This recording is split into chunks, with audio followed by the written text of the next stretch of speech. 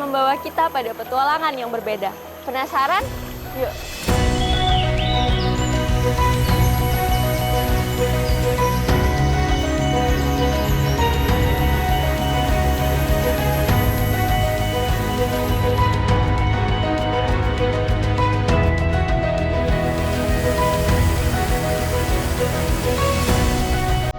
Petualangan yang selalu menyuguhkan keelokan Bukit Pading dengan tentu keasrian alamnya.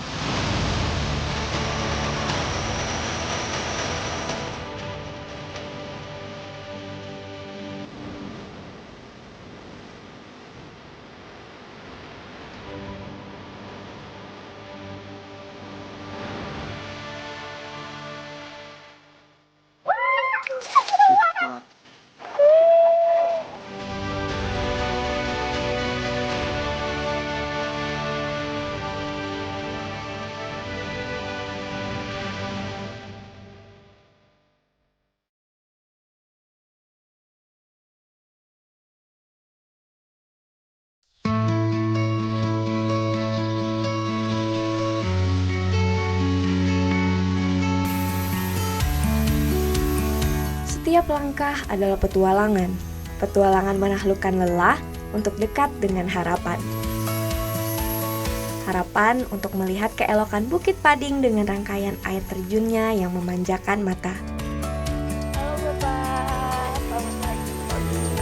Perjalanan saya kali ini dimulai dengan rute yang cukup bersahabat.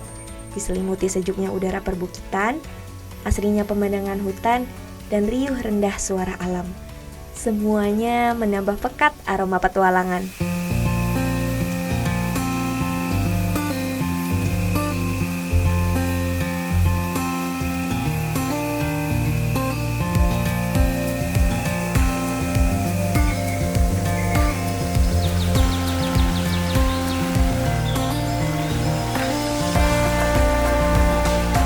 Bukit Pading dari mulai tingkat 1 sampai ke atas ini namanya Bukit Pading, dan untuk ketinggiannya di 677 mdpl. Kalau alam di Bukit Pading ini alhamdulillah kemungkinan di seluruh Bangka yang paling asli masih di Bukit Pading lah. Karena dari tahun 2005 kita sudah jaga dan 2017 kita mulai kelola sehingga terbentuknya wisata ini. Makanya untuk air terjun Bukit Pading ini hutannya masih asli dan alami.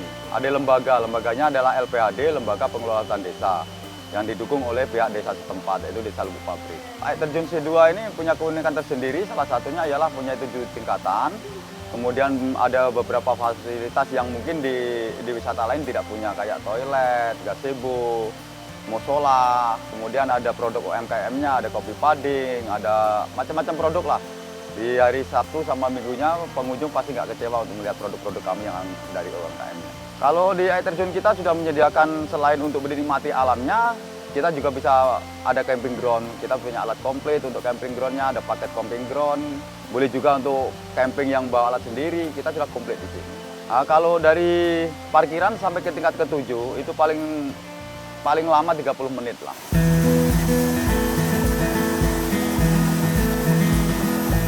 Perjalanan yang singkat dan menyegarkan membawa kami pada pemberhentian pertama, yaitu di air terjun tingkat 3.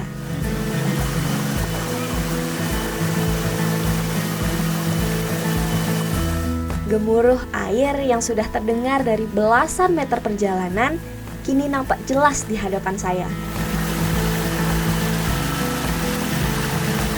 Ini adalah spot andalan wisatawan saat berkunjung ke Bukit Pading. Keberadaannya yang persis di kaki bukit dengan kondisi alur sungainya yang berada di kawasan hutan lindung membuat air terjun ini semakin lestari.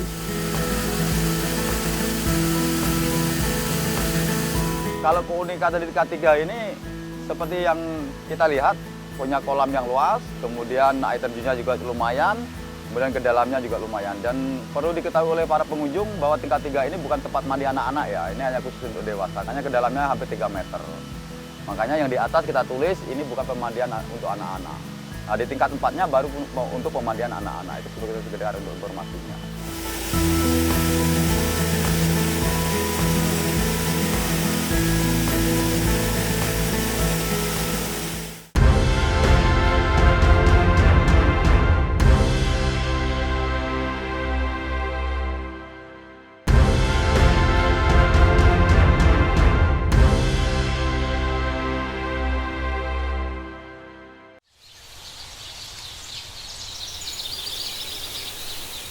Puas menikmati keindahan dan kesejukan air terjun tingkat 3 dari Bukit Pading, saya kembali melanjutkan perjalanan untuk melihat rangkaian air terjun lainnya yang ada di sini. Rute bersahabat kembali kami lalui. Bukit dengan ketinggian 677 meter di atas permukaan laut ini memang menjadi surga bagi banyak pecinta hiking. Suguhan pemandangan alam, belum lagi aliran sungai yang menyimpan potensi air terjun, menjadikan Bukit Pading sebagai alternatif wisata selain pantai yang bisa kita nikmati.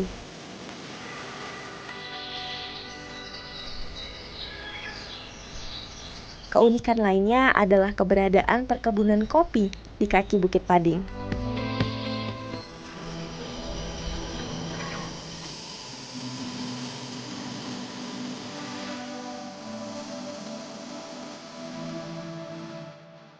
Bapak, ini kebun kopi yang ada di sini udah berapa lama kira-kira digagas sama masyarakat sekitar? Kalau kebun kopi ini sudah 4 tahunan. Ya.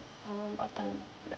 Berarti ini semuanya swadaya dari masyarakat sendiri ya Pak? Iya, Yang saudara. mengelola kebun kopi ini. Iya. Oke, Bapak, sebenarnya kebun kopi ini bisa menjadi salah satu daya tarik dari Bukit Pading ya Pak, dari air terjun Bukit Pading. Ya bisa sekali karena ini adalah salah satu tanaman yang masih unik sih di Bangka, yang masih langka. Ya. Kemudian untuk daya tarik wisata ya pasti karena ini salah satu wisata edukasinya ini.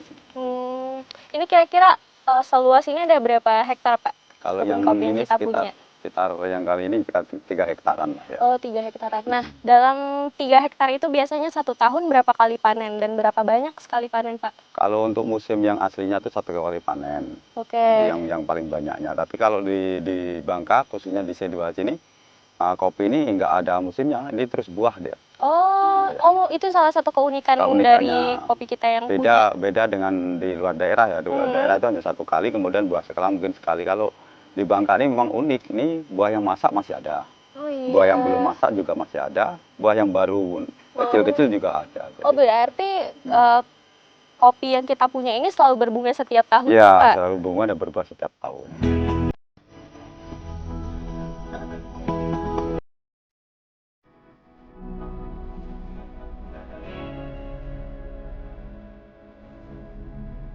Jenis yang kita punya apa, Pak? Ini Robusta. jenisnya Robusta. Oh, Robusta. Pak, ini kan kalau dilihat ini tidak terlalu tinggi lah ya dan masih bisa dikatakan rendah. Sedangkan setahu saya kalau misalnya kopi itu sedangkan harus dataran tinggi biasanya masyarakat umum tahunya. Nah, ini menjadi salah satu keunikan. Kenapa yang kita bisa tumbuh, Pak? Ya mungkin kalau di tempat lain kopi ini harus ditanam di dataran tinggi ya. Ya. Karena mungkin dari kualitas tanahnya ada kurang bagus. Tapi kalau di Bangka khususnya di C2 ini, kalau di dataran dari kaki bukit kayak gini sudah bisa tumbuh sebagus ini karena memang tanahnya subur. Kayak itu. Subur, kemudian udaranya juga agak dingin kayak. Iya. Ciri unik khas dari rasa kopi yang dihasilkan, Pak, setelah diolah. Kopi yang kita punya ini ciri khas rasanya gimana, Pak? Kalau ciri khas kopi Bangka, khususnya kopi C2 ini, ciri khasnya ada 3 macam, yaitu ada yang manis, gurih, sama pahit. Ada yang gurih? Ada gurih. Nah, yang gurih itu gimana tuh, Pak? Gurihnya, kalau gurih ini tergantung di kopi ini. Kopi karena kopi, semua jenis tanaman kopi itu memang identik menyerap tanaman di sekitarnya. Kayak ini uniknya gurihnya tergantung naungan yang sekitarnya. Misal ini ada batang durian, berarti ada sedikit rasa gurih duriannya. Iya. Jalan lagi, Pak.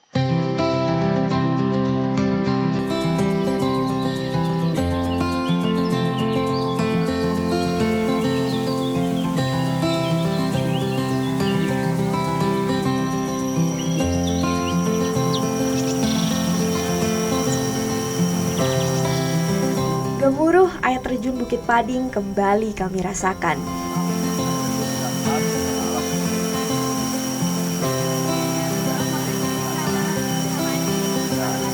Ini adalah air terjun tingkat keempat yang jarak tempuh dari air terjun sebelumnya mencapai 20 menit perjalanan. Suasana alam bercampur deru air sungai membuat kami larut dalam kesejukan Bukit Pading.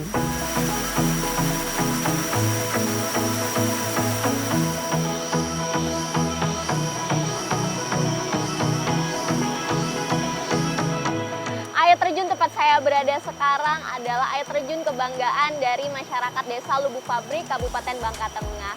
Keasrian dari air ini membuat saya penasaran, bagaimana ya dengan destinasi wisata lainnya?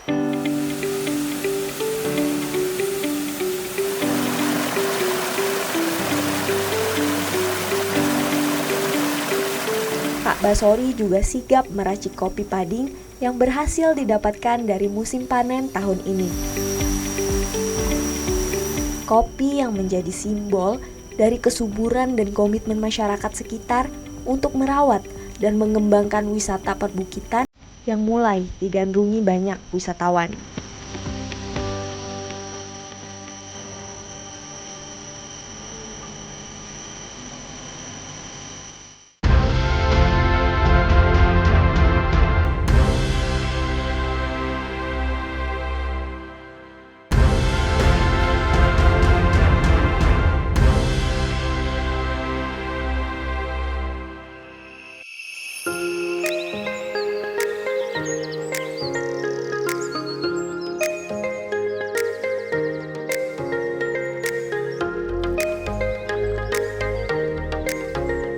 Bukit Pading bukan satu-satunya destinasi wisata yang ada di bumi Selawang Segantang. Di tempat saya berdiri sekarang ada Danau Pading yang menyuguhkan pemandangan alam dan eksotis. Mari nikmati bersama Rona Elo Pading selanjutnya.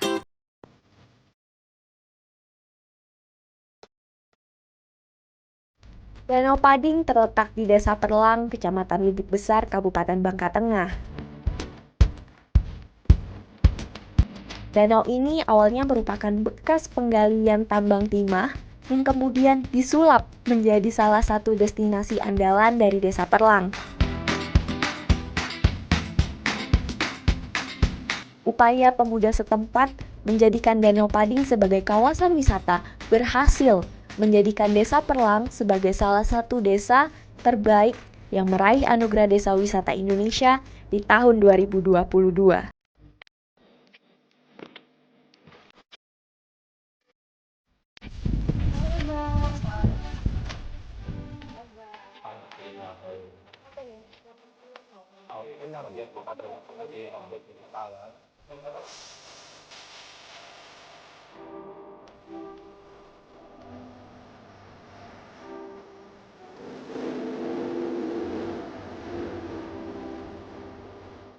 Ya, sebenarnya yang menjadi daya tarik di Pading sendiri ini apa? Daya tarik unggulannya sebenarnya kita lebih menjual background sih, pemandangan yaitu ya danau berlatar belakang bukit gitu kan, Bukit Pading. Nah, itu jadi sebenarnya keunggulannya di situ. Terlebih dari situ kita lebih menampilkan kayak UMKM atau souvenir produk kita, itu salah satu jadi andalan juga karena bagaimanapun selain dari potensi ya kita harus mengembangkan seni budaya atau produk-produk yang ada di daerah kita seperti itu. Nah, mungkin itu sebagai unggulan juga. Berarti itu yang membuat si Danau Pading ini berbeda sama danau-danau yang ada yang lainnya. Iya, karena Danau Pading ini sebenarnya poin terpentingnya ini memang dulunya bekas tambang kan, bekas tambang timah tahun 1976. Kemudian di tahun 2020 kita rintis menjadi objek wisata yaitu Danau Pading. Gitu. Oke, nah untuk di Danau Pading sendiri sekarang yang kemarin kan sempat ada kejadian yang kurang mengenakan ya, karena hanya puting beliung. Berarti kan harus mulai lagi prosesnya dari awal. Nah untuk sekarang di Danau Pading itu sedang ada pembangunan apa bang? Perbaikan selain perbaikan dari fasilitas? Sebenarnya dari segi kerusakan kemarin kita memang ada insiden ya mungkin faktor cuaca kemarin itu ada puting beliung, nah badai kencang dan kemudian terkait fasilitas kayak gazebo, gerbang, kemudian spot-spot foto juga banyak yang rusak. Nah itu mungkin banyak kita rehab ulang karena bagaimanapun itu menjadi fasilitas yang ada di Danau Pading kan.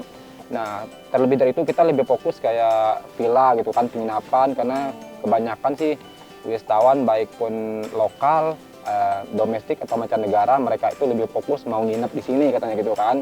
Karena kesannya lebih ke alam-alam gitu, jadi mereka itu lebih fokus kayak ada penginapan. Nah itu mungkin dari strategi kita ke depannya untuk mengembangkan Danau Pading ini. Oke, nah di Bangka Belitung sendiri Bang, kita sama-sama tahu bahwa Ya. provinsi ini memiliki banyak sekali kolong Iya, tentunya. benar. Nah, untuk yang mungkin di daerah lain masih ada kolong-kolong terbuka yang belum dimanfaatkan seperti Danau Pading ini, pesannya Bang, atau ya mungkin tipsnya lah untuk pengelolaannya itu bagaimana? Iya, sebagai pesan sih, motivasi juga, Ya. sebenarnya kita lebih fokus dalam hal pengembangan industri pariwisata terkhususnya yang ada di daerah kita kan.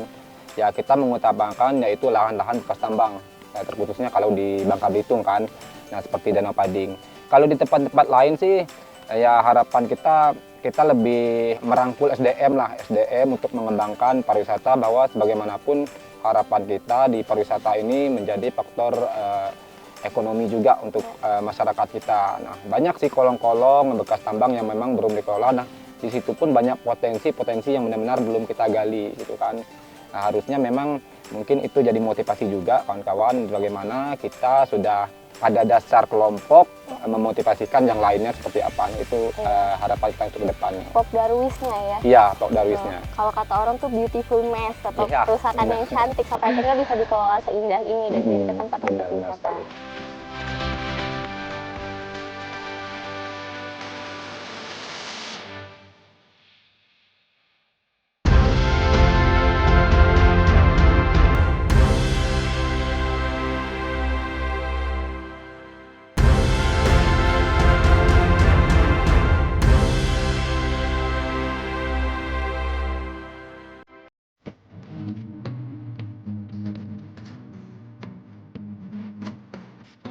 Keramba jaring apung yang ada di kawasan Danau Pading ini menjadi salah satu atraksi wisata lainnya yang bisa kita temukan di sini. Keberadaan keramba ini menjadi upaya serius dalam meningkatkan minat wisatawan dari berbagai tempat, sekaligus menjadikan Danau Pading sebagai salah satu destinasi danau andalan di Bangka Tengah.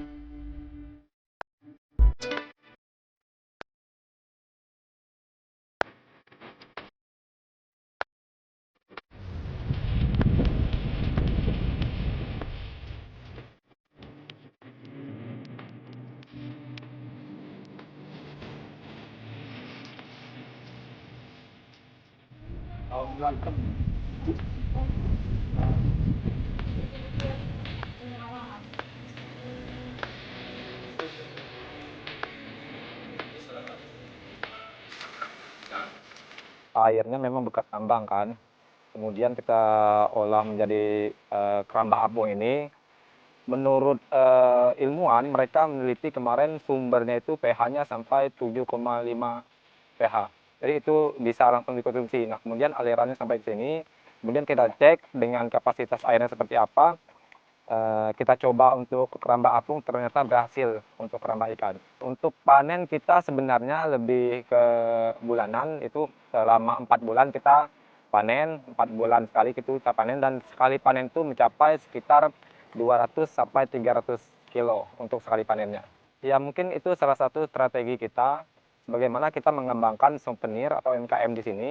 Itu kita kolaborasi dengan memperkuat atau mengenalkan UMKM kita seperti makanan lempah kuning. Nah, kita lebih memperdaya ikan nila yang ada di keramba apung kita ini, kita buat seperti makan dulang. Nah, di situ pun ada paket per porsinya seperti itu. Ya sangat membantu sekali, luar biasa antusias dari wisatawan itu, sangat membantu sekali. Sebagaimanapun ini salah satu atraksi juga kita sebagai pengelola pariwisata, bagaimana memperkenalkan bahwa selain dari wisatanya, potensinya yang kita perkenalkan, yang kita jual, tapi ada yaitu sejenis keramba apung, memperkenalkan bahwa dari segi kelola kita di sini memperkenal yang seperti lempah-lempah ini, itu memperdaya ikan seperti ikan air tawar, yaitu ikan nila ini.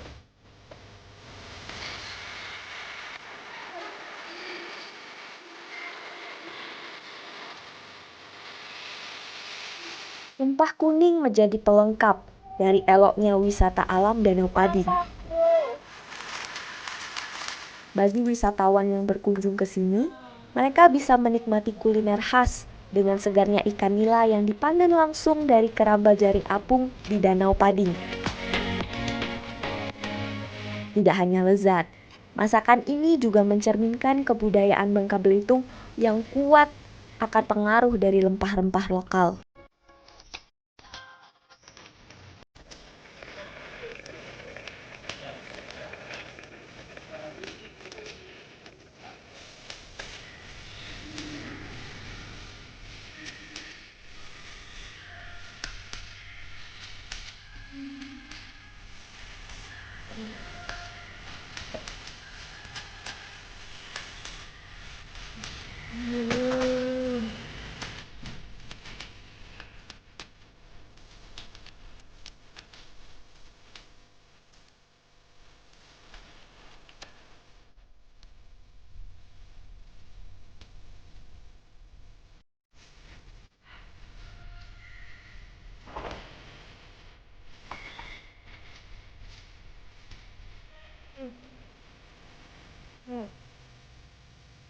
Mencicipi lempak kuning bukan hanya sekedar menikmati makanan khas dari Bangka Belitung saja, tetapi juga kita bisa ikut serta merasakan kekayaan budaya atas lahirnya kuliner ini, apalagi ditemani dengan pemandangan Danau Pading yang indah dan eksotis. Sungguh menyegarkan.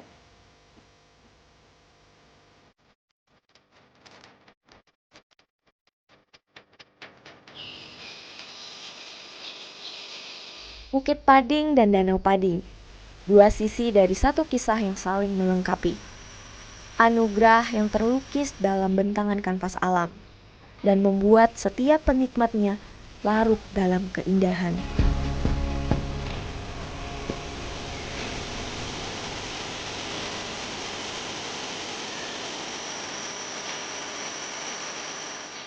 Harmoni keduanya menawarkan pengalaman petualangan yang berkesan bagi saya.